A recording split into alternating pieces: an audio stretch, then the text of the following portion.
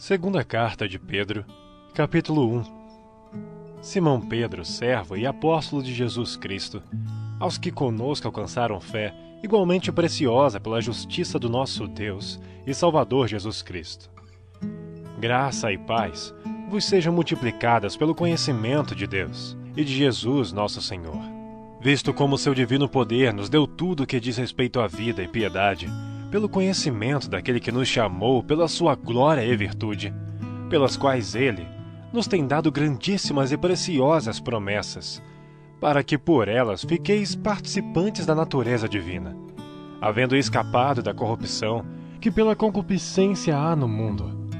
E vós também, pondo nisto mesmo toda a diligência, acrescentai à vossa fé a virtude, e a virtude a ciência, e a ciência a temperança, e a temperança a paciência, e a paciência a piedade, e a piedade o amor fraternal, e ao amor fraternal a caridade. Porque se em vós houver, e abundarem estas coisas, não vos deixarão ociosos, nem estéreis no conhecimento de nosso Senhor Jesus Cristo, pois aquele em quem não há estas coisas é cego, nada vendo ao longe, havendo-se esquecido da purificação dos seus antigos pecados.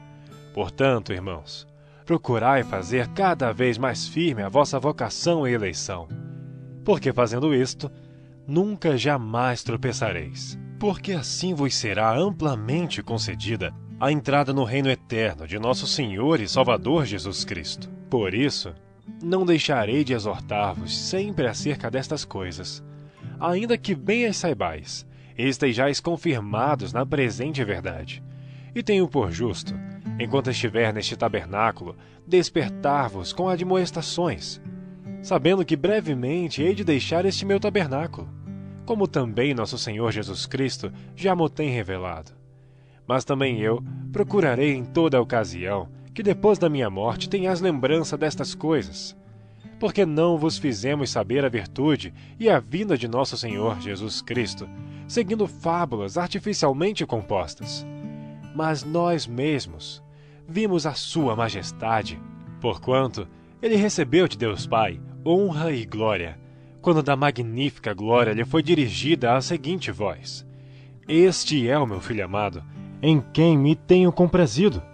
E ouvimos esta voz dirigida do céu, estando nós com ele no Monte Santo, e temos muito firme a palavra dos profetas, a qual bem fazeis em estar atentos, como a uma luz que alumia um lugar escuro, até que o dia amanheça e a estrela da alva apareça em vossos corações.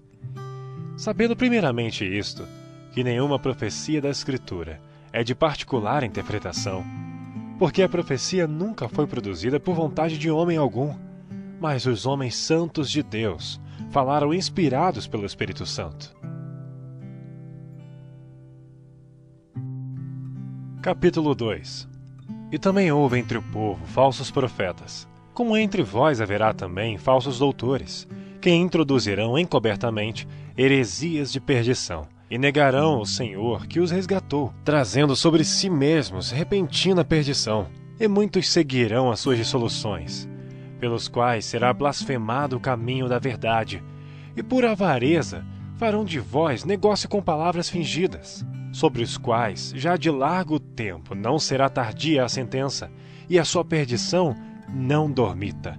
Porque se Deus não perdoou aos anjos que pecaram, mas havendo-os lançado no inferno, os entregou às cadeias da escuridão, ficando reservados para o juízo, e não perdoou o mundo antigo, mas guardou a Noé, pregoeiro da justiça, com mais 7 pessoas ao trazer o dilúvio sobre o mundo dos ímpios, e condenou à destruição as cidades de Sodoma e Gomorra, reduzindo-as a cinza e pondo-as para exemplo aos que vivessem impiamente. E livrou o justo Ló, enfadado da vida dissoluta dos homens abomináveis, porque este justo, habitando entre eles, afligia todos os dias a sua alma justa, vendo e ouvindo sobre as suas obras injustas. Assim, sabe o Senhor livrar da tentação os piedosos e reservar os injustos para o dia do juízo, para serem castigados. Mas principalmente aqueles que segundo a carne andam em concupiscências de imundícia e desprezam as autoridades, atrevidos, obstinados, não receando blasfemar das dignidades, enquanto os anjos, sendo maiores em força e poder, não pronunciam contra eles juízo blasfemo diante do Senhor, mas estes, como animais irracionais, que seguem a natureza, feitos para serem presos e mortos, blasfemando do que não entendem, perecerão na sua corrupção, recebendo o galardão da injustiça, pois que tais homens têm prazer nos deleites cotidianos. Nódoas são eles e máculas, deleitando-se em seus enganos, quando se banqueteiam convosco, tendo os olhos cheios de adultério, e não cessando de pecar, engodando as almas inconstantes, tendo o coração exercitado na avareza, filhos de maldição, os quais, deixando o caminho direito, erraram seguindo o caminho de Balaão, filho de Beor, que amou o prêmio da injustiça, mas teve a repreensão da sua transgressão. O mudo jumento, falando com voz humana, impediu a loucura do profeta. Estes são fontes sem água, nuvens levadas pela força do vento, para os quais a escuridão das trevas eternamente se reserva. Porque falando coisas muito arrogantes de vaidades, engodam com as concupiscências da carne e com dissoluções aqueles que se estavam afastando dos que andam em erro, prometendo-lhes liberdade, sendo eles mesmos servos da corrupção. Porque de quem alguém é vencido, do tal faz-se também servo. Porquanto se depois de terem escapado das corrupções do mundo, pelo conhecimento do Senhor e Salvador Jesus Cristo, forem outra vez envolvidos nelas e vencidos, tornou-se-lhes o último estado pior do que o primeiro. Porque melhor lhes fora não conhecerem o caminho da justiça, do que conhecendo, desviarem-se do santo mandamento que lhes fora dado. Deste modo, sobreveio-lhes o que por um verdadeiro provérbio se diz: o cão voltou ao seu próprio vômito, e a porca lavada ao esponjadouro de lama. Capítulo 3.